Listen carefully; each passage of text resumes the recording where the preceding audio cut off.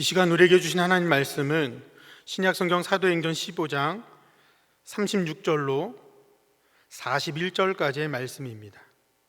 제가 보는 성경으로 신약 214쪽에 있습니다.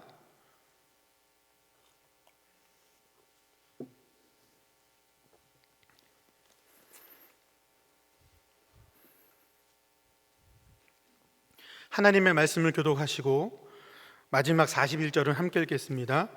며칠 후에 바울이 바나바더로 말하되 우리가 주의 말씀을 전한 각성으로 다시 가서 형제들이 어떠한가 방문하자 하고, 바울은 밤빌리아에서 자기들을 떠나 함께 일하러 가지 아니한 자를 데리고 가는 것이 옳지 않다 하여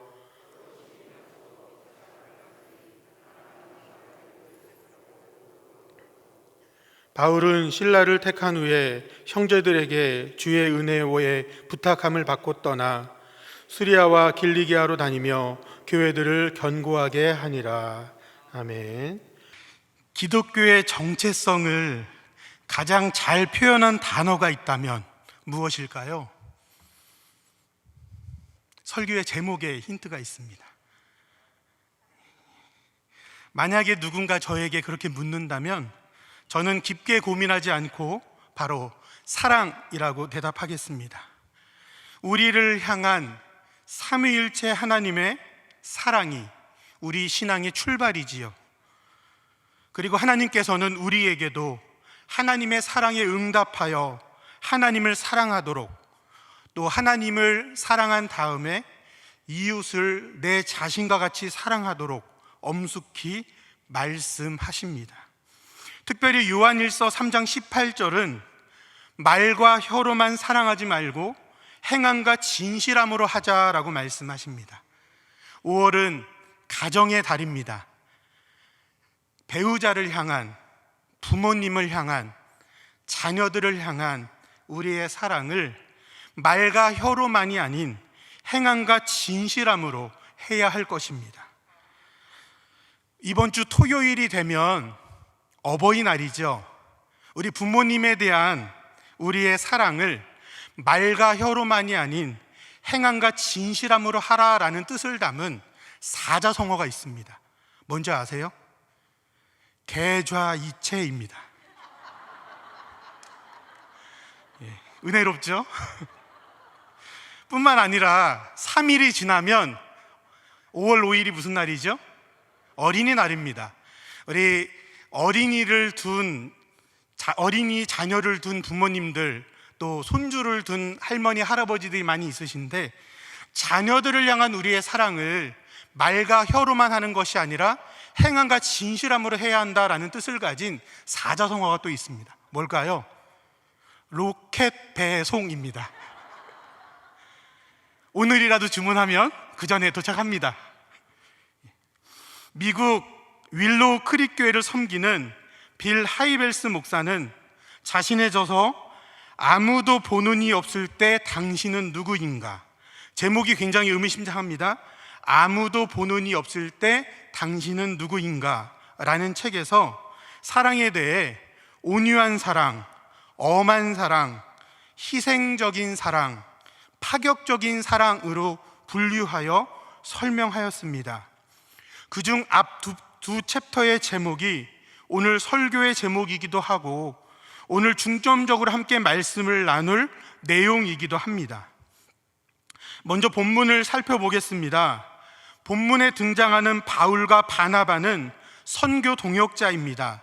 오늘 본문에 앞서 나오는 사도행전 13장 14장에서 바울과 바나바는 선교 여행을 하며 여러 지역에 복음을 전했습니다. 그렇게 복음을 전하던 중에 문제가 발생합니다. 복음을 받아들인 이방인들에게 유대인의 엄격한 율법을 잘 지켜야 한다라는 의견과 그렇지 않고 따를 필요가 없다라는 의견이 갈리고 분열이 생기게 되었습니다. 이에 사도행전 15장에서는 바울과 바나바와 여러 사도들이 모여서 회의를 합니다. 그리고 그 회의를 통해 복음을 받아들인 이방인들도 꼭 지켜야 될 몇 가지 규칙만을 정하고 나머지 율법적인 관습에 대해서는 자유로울 수 있게 하자는 결론을 내립니다. 그리고 나서 다시 선교 여행의 거점이라 할 수 있는 안디옥 교회에 머무르던 상황에서 오늘 본문이 시작됩니다. 36절 말씀입니다. 자막을 보시고 다시 한번 함께 읽겠습니다. 시작.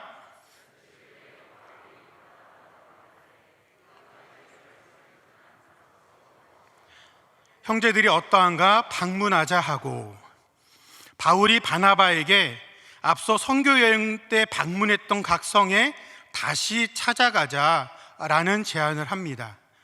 이에 바나바는 마가라 하는 요한을 데려가자고 하는데 바울은 마가 요한을 데려가는 것을 반대합니다.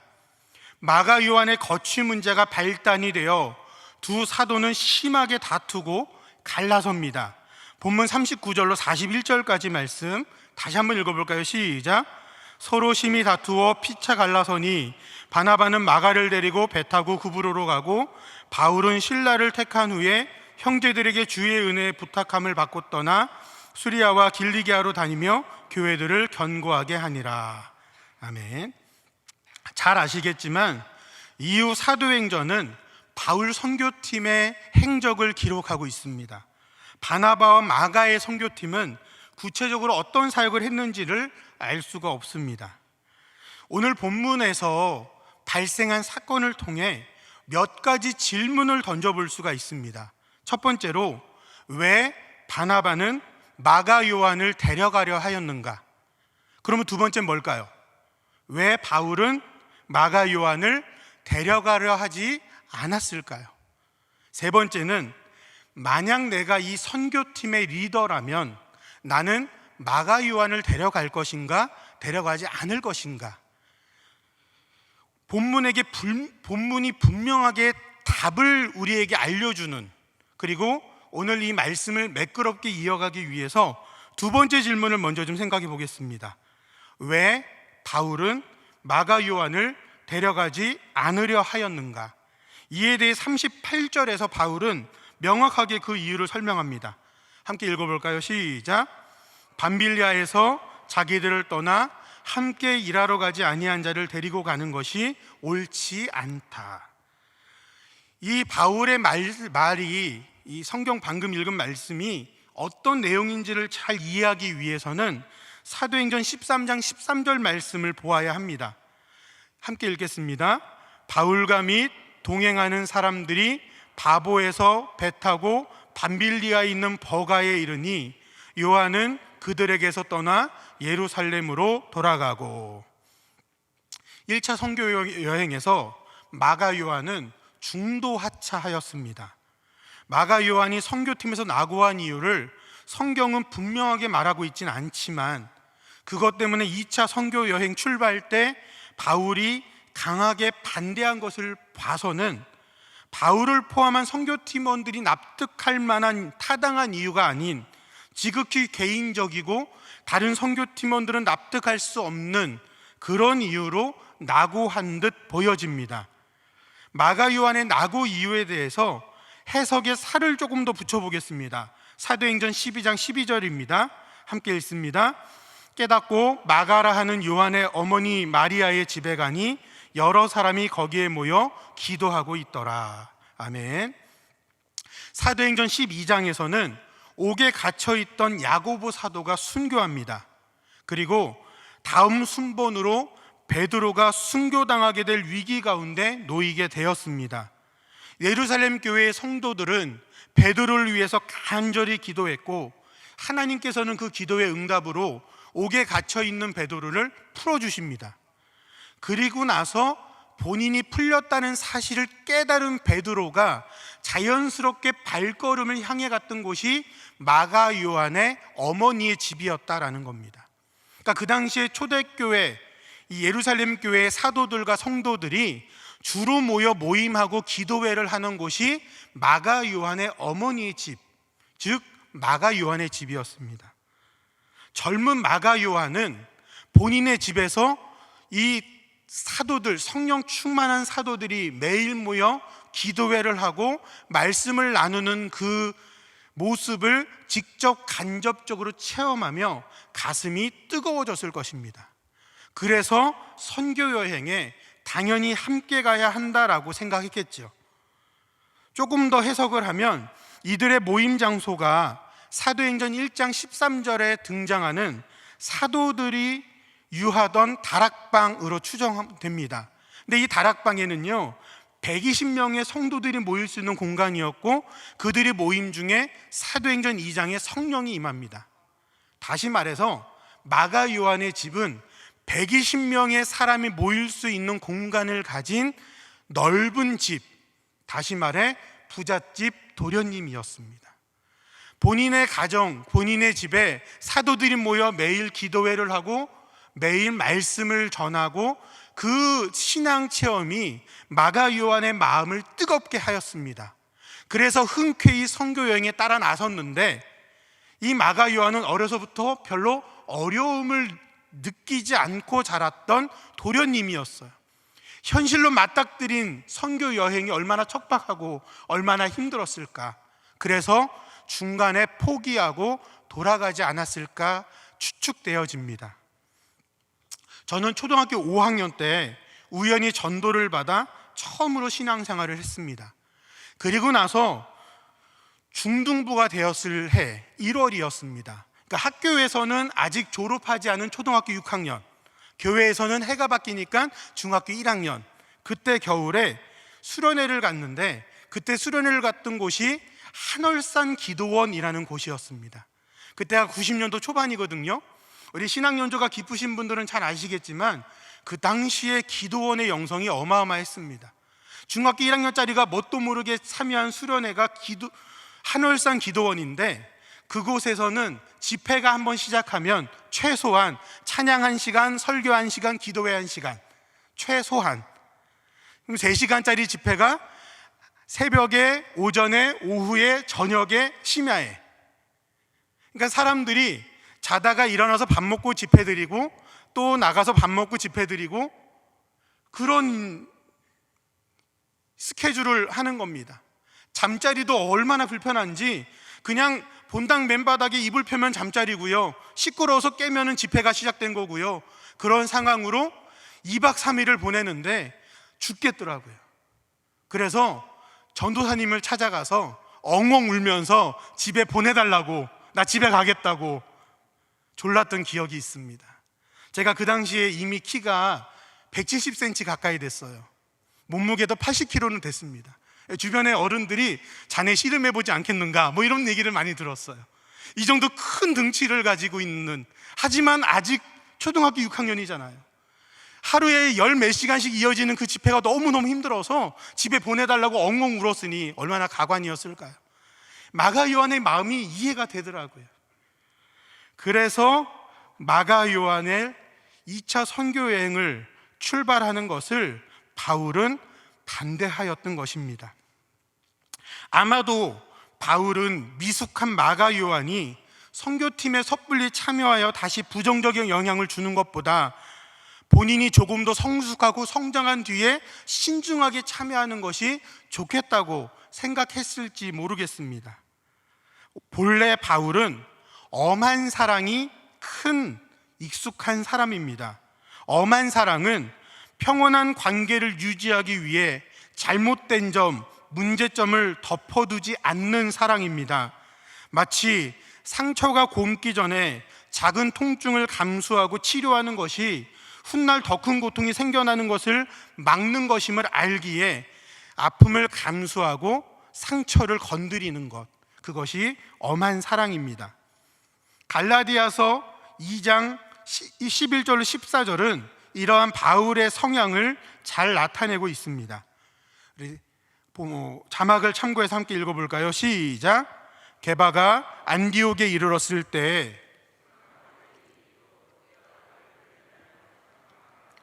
야고보에서 온 어떤 이들이 이르기 전에 게바가 이방인과 함께 먹다가 그들이 오매 그가 할례자들을 두려워하여 떠나 물러가매 남은 유대인들도 그와 같이 외식함으로 바나바도 그들의 외식에 유혹되었느니라. 그러므로 나는 그들이 복음의 진리를 따라 바르게 행하지 아니함을 보고 모든 자 앞에서 게바에게 이르되 내가 유대인으로서 이방인을 따르고 유대인답게 살지 아니하면서 어찌하여 억지로 이방인을 유대인답게 살게 하려느냐 하였노라. 당시 베드로는요 예루살렘 교회의 1인자였습니다. 우리로 치면 담임 목사님 같은 역할이에요. 근데 서열상으로 그보다 밑에 있는 바울이 잘못된 베드로의 행동을 공개적으로 책망한 겁니다. 왜요? 그렇게 하는 것이 더 올바르고 더 큰 문제를 야기하는 원인을 차단하기 때문에 공동체와 베드로라는 개인에게 유익이 된다라고 판단한 겁니다. 이러한 사랑이 엄한 사랑입니다. 자, 그러면 왜 바나바는 마가 요한을 데려가려 하였을까요? 골로새서 4장 10절을 보면 마가는 바나바의 생질, 즉 조카임을 알 수 있습니다. 10절에 보면 나와 함께 갇힌 아리스다고와 바나바의 생질 마가와, 조카라는 겁니다. 피는 물보다 진하니 조카를 사랑하는 마음이 분명히 있었습니다. 근데 그럼에도 불구하고 바나바는 본래 온유한 사랑이 큰 사람입니다. 1차 선교여행에서의 패배와 실패감을 딛고 더 성장할 수 있도록 다시 한 번의 기회를 주고 싶은 마음이 바나바의 마음이었을 것입니다. 우리말 이해하다라는 뜻을 가진 영어 단어 understand는 아래를 뜻하는 under와 서다를 뜻하는 stand의 합성어입니다. 그러니까 누군가를 이해하는 것은 그 사람 아래 서는 것입니다. 영어 공부했어요? 수학 공부해볼까요? 예. 수학 문제 어려운 것 하나 내겠습니다. 5 빼기 3은 몇일까요? 몇이요? 2. 5 빼기 3은 2입니다. 근데 이게 그냥 수식이 아니라 여기 안에 담겨 있는 의미가 있어요. 5회는 빼기 3, 3번 생각하면 2해된다. 한번 같이 해볼까요? 시작. 5회는, 다시 시작. 5회는 3번 생각하면 이해된다. 예. 수학 하나 더 할까요? 예, 다음 수식입니다. 2 더하기 2는 4. 아시죠? 이건 뭐냐 하면 이해하고 또 이해하면 사랑하게 된다. 이러한 마음으로 주변 사람들을 품고 사랑하는 것이 온유한 사랑의 모습입니다. 사도행전 9장 26절로 27절은 바나바의 이런 성향을 잘 알 수 있습니다. 함께 읽어보겠습니다. 시작. 사울이 예루살렘에서 가서 제자들을 사귀고자 하나 다 두려워하여 그의 제자됨을 믿지 아니하니 바나바가 데리고 사도들에게 가서 그가 길에서 어떻게 주를 보았는지와 주께서 그에게 말씀하신 일과 다메섹에서 그가 어떻게 예수의 이름으로 담대히 말하였는지를 전하니라. 아멘. 회심하기 전에 바울은 예루살렘 교회를 핍박하고 교회에 크게 위협이 되었던 존재입니다. 사도행전 7장에 스데반 집사가 돌에 맞아 죽을 때 바울이 가장 선봉에 섰던 것을 미루어 보았을 때 예루살렘 교회의 성도들 대다수가 바울에 의해 직접적 간접적으로 본인이나 혹은 가족들이 죽거나 옥에 갇히거나 하는 고난을 당했을 것입니다. 그래서 이 교회에는 바울을 품어주지 못하고 두려워하였습니다. 이때 바울이 예루살렘 교회의 일원이 되도록 품어주고 대변해주는 바나바의 온유한 사랑의 크기가 참 대단합니다. 바나바는 같은 마음으로 마가 요한에게도 다시 한 번의 기회를 주며 그를 세우고 싶었던 그 마음, 그게 2차 선교 여행을 동행하려 했던 바나바의 마음이 아니었을까요? 자, 그러면 세 번째 질문을 드리겠습니다. 만약 내가 선교팀의 리더라면 나는 마가 요한을 데려갈 것인가 데려가지 않을 것인가? 어떻게 생각하세요? 정답이 있고 오답이 있을까요? 뭐는 맞고 뭐는 틀릴까요? 그렇지가 않아요. 방금 드린 질문은 나는 엄한 사랑이 익숙한 사람인가, 온유한 사랑이 익숙한 사람인가를 판단해 볼 수 있는 작은 기준이 될 수 있습니다. 내가 엄한 사랑이 익숙한 사람이라면 나는 온유한 사랑을 배울 필요가 있습니다. 내가 온유한 사랑이 익숙한 사람이라면 나는 엄한 사랑을 배울 필요가 있습니다. 왜냐하면 우리의 사랑의 근원이 되시는 하나님은 우리를 온유한 사랑과 엄한 사랑으로 균형 있게 사랑하시기 때문입니다. 또한 우리에게 요한복음 13장 34절 말씀에 내가 너희를 사랑한 것 같이 너희도 서로 사랑하라 말씀하시기 때문입니다. 하나님께서는 우리를 온유한 사랑과 엄한 사랑으로 사랑하십니다. 어떤 사람은 하나님의 온유한 사랑을 하나님의 모성으로, 엄한 사랑은 하나님의 부성으로 설명합니다. 어떤 사람은 하나님의 온유한 사랑은 하나님의 사랑으로, 엄한 사랑은 하나님의 공의로 설명하기도 합니다. 하나님의 온유한 사랑은 어떤 사랑인가요? 2주 전에 담임 목사님께서 웃사는 왜 죽었습니까? 라는 제목으로 설교하며 이런 말씀을 하셨습니다. 우리 웃사는 왜 죽었습니까? 라는 질문을 하나님께 하기 전에 과연 나는 왜 아직 살려두셨습니까? 라는 질문을 해야 한다라고 말씀하셨습니다. 우리가 아직 살아있는 이유가 웃사보다 더 의롭고 죄를 적게 범했기 때문이 아닙니다. 사도행전에 등장하는 아나니아와 삽비라보다 더 나은 사람이기 때문에 우리가 살아있는 것이 아니라는 사실입니다. 우리가 죄를 짓고 하나님을 또 실망시켜드리고 또 실망시켜드리는 연약한 존재이지만 그럼에도 불구하고 우리를 기다려주시고 참아주시고 품어주시고 용서해주시는 하나님의 온유한 사랑이 있기에 우리가 지금 이 자리에 있을 수 있는 것입니다. 그렇다면 하나님의 엄한 사랑은 어떤 사랑인가요? 하나님은 우리가 지은 죄를 결코 간과하시지 않습니다. 죄에 대한 대가를 반드시 치르게 하십니다. 근데 우리가 그 대가를 치르기에 너무나 연약하니까 그 대가를 스스로 치르셨습니다. 그것이 바로 십자가입니다. 또한 하나님은 하나님의 자녀인 우리가 하나님의 뜻대로 살아가게 하시기 위해서 때로는 우리의 인생의 자리에 채찍을 드십니다. 매를 드십니다.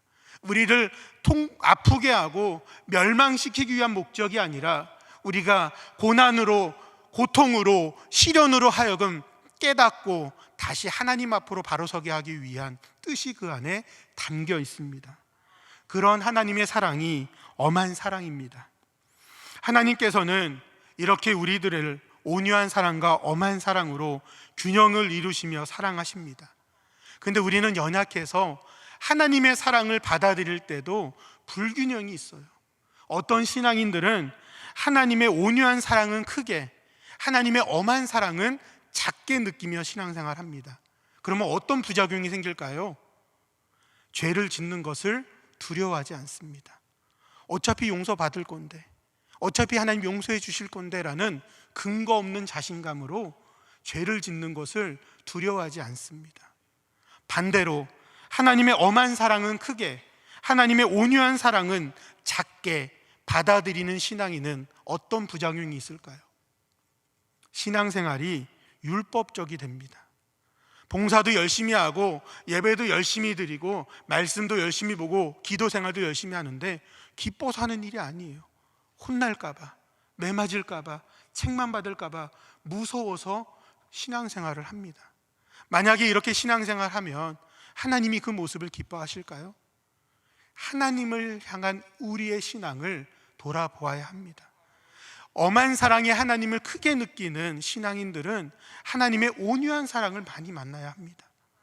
하나님의 온유한 사랑을 크게 느끼는 사람은 엄한 사랑의 하나님을 잊지 말아야 합니다. 동시에 우리는 우리 주변을 사랑할 때도 온유한 사랑과 엄한 사랑을 균형을 맞출 필요가 있습니다. 교회 봉사를 하다 보면 어떤 분은 굉장히 엄격해요. 엄격하다 보니까 다른 사람이 상처받는 것, 힘들어하는 것을 별로 크게 생각하지 않습니다. 일이 잘 돼야 되는데, 이거 성공해야 되는데 이렇게 원활하게 진행돼야 되는데 라는 목적의식을 가지고 주변 사람들이 상처받는 것을 아랑곳하지 않아요. 그러한 신앙의 칼날을 가지신 분들은 온유한 사랑을 배워야 합니다.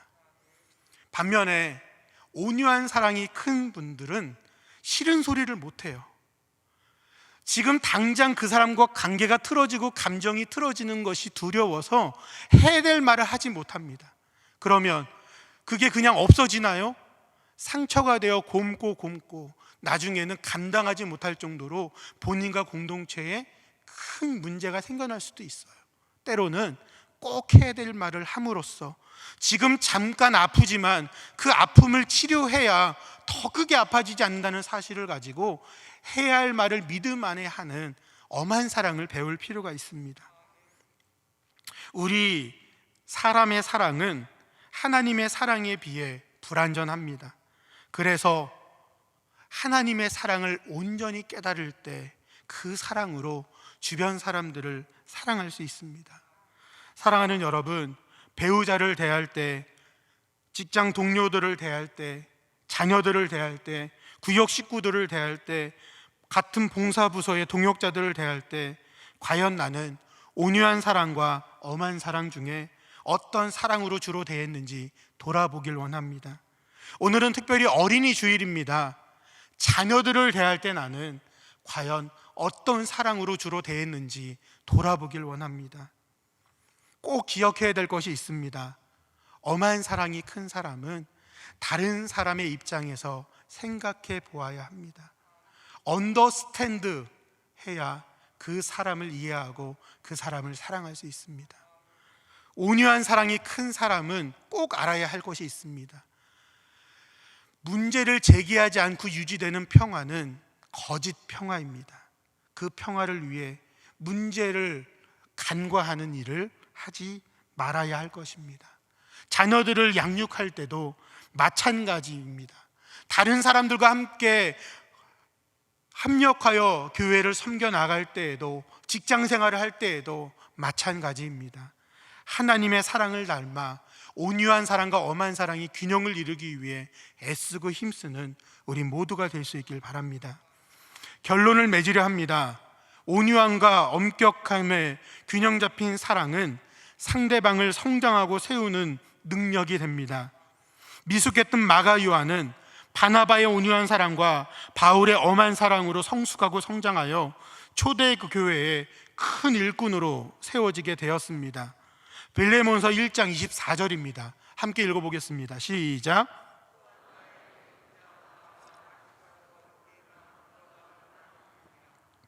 비교적 사도 바울의 후반기 사역에 기록된 것으로 알려져 있는 빌레몬서에서 바울은 마가 요한을 나의 동역자라고 표현합니다. 디모데후서 4장 11절 함께 읽겠습니다. 시작.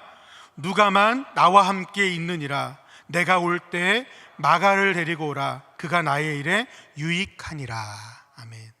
바울 사도 사역의 후대 마지막 즈음에 기록된 것으로 알려져 있는 디모데후서에서 바울 사도는 마가가 나의 일에 유익한 사람이다 말합니다.